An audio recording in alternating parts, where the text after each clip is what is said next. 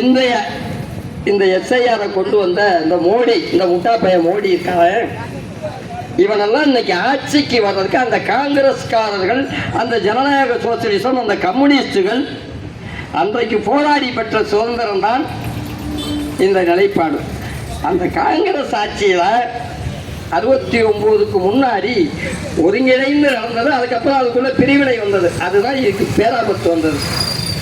அவர்கள் நினைத்திருந்தால் அதை முட்டாளே மோடியே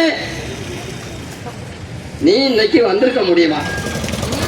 நீ நினைக்கிறத பூரா அவங்களும் நினைச்சிருந்தாங்கன்னா, நான் இது யதார்த்தமா பேசுறேன், ஒரு குடியானவனா விவசாயியா பேசுறேன். நீ நினைக்கிற விஷயத்தை, நீ உறுதிப்படுத்துகிற விஷயத்தை அந்த காங்கிரஸ் ஆட்சியிலே அவர்கள் நினைத்திருந்தால், முட்டாப்பைய மோடியே நீ நினைத்ததை இன்றைக்கு RSS BJP இந்த இயக்கம் கொண்டு வந்திருக்க முடியுமாங்கிறத நீ கொஞ்சம் சிந்திச்சு பார்.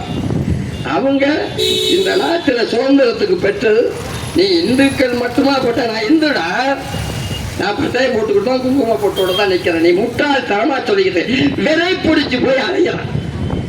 இந்துக்களும் முஸ்லீம்களும் அனைத்து பேர்களும் காங்கிரஸ் கிறிஸ்தவர்களும் அத்தனை பேர் இருந்தாலும் இந்த நாட்டுக்கு போராடி இருக்கான். அவனும் அத்தனை பேர் இருந்தாலும் சுதந்திரத்தை வாங்கி கொடுத்துருக்கான். அத்தனை பேர் இருந்தாலும் ஜனநாயக சோசலிசத்தை நீ பாதுகாத்திருக்கிறார்கள். நீ முட்டாள்தனமாக வெறி பிடிச்சு போய் அடைகிறாய்.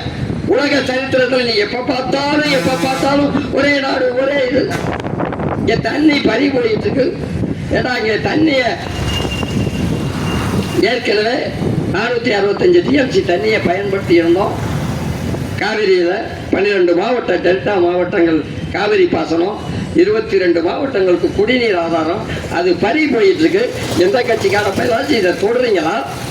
இப்ப 67 TMC நீ மோடி முட்டா பயல உன் ஆட்சியில் அந்த கரவாய்க்கிறோம் உச்ச நீதிமன்ற நீதிபதி இப்போ போறேன்னு சொல்லிட்டு கடந்த 13ஆம் தேதி மீண்டும் 67 TMC தண்ணியை நீ எடுத்துக்கிறதுக்கு வரைவு திட்ட அறிக்கை தயார் பண்ணலான்னு கர்நாடக அரசுக்கு இப்போ கொடுத்துருக்கான்.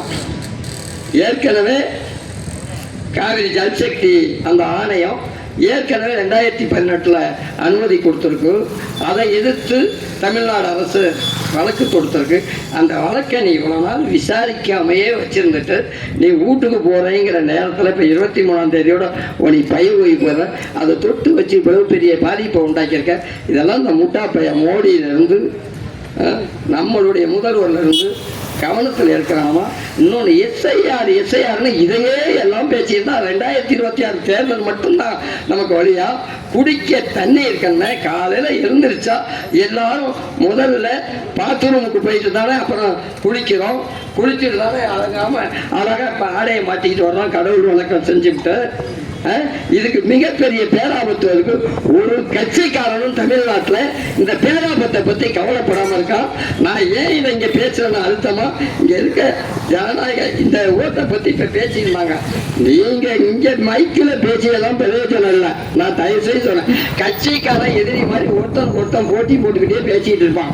நீங்க கட்சிக்காரனை எந்த கட்சிக்காரனையும் நம்பாத. நம்மள மாதிரி ஜனநாயக சமுதாய அக்கறை உள்ள பொதுநல அமைப்புகள் தான் இதை காப்பாற்ற முடியுமே தவிர நான் யதார்த்தமா பதிவு பண்றேன். கட்சிக்காரன் இன்னைக்கு பேசுவான், நாளைக்கு 2 பேரும் ஒன்னா இருப்பான். நீங்க தான் காப்பாற்ற முடியும். ஜனநாயக சக்திகள் தான், பொதுநல அமைப்புகள் மட்டும்தான் இந்த எஸ்ஐஆர் மக்களை ஓட்டை காப்பாற்ற முடியும்னா இந்த பொதுநல அமைப்புகள் நீங்க தேர்தலில் போட்டியிடாமல் தைரியமா நிற்கிற இந்த அமைப்புகள் தான் அதை எடுத்து பாதுகாக்க முடியும். இந்த பணியில உங்களோடு நாங்களும் பயணிக்கிறோம். அதே நேரத்தில் ஒரு தாழ்மையான வேண்டுகோள், தண்ணீருக்காக வேண்டிய போராட்டத்தை அனைத்து பொதுநல அமைப்புகளும் அனைத்து கட்சிக்காரர்களும் வெளியே எடுக்கிறோம். இது தமிழகம் மிகப்பெரிய பாதிப்புக்கு உள்ளாகும், பாலைவனமாக மாறும்.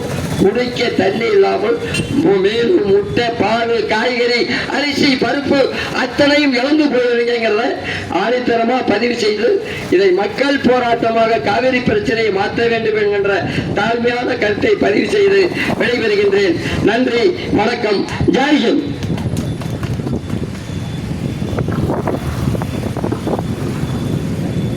ஐயா அவர்களுக்கு நன்றி. அடுத்ததாக மக்கள் கலை இலக்கிய கழகத்தினுடைய மாநில பொதுச் செயலாளர் தோழர் கோவன் அவர்களை அழைக்கின்றேன்.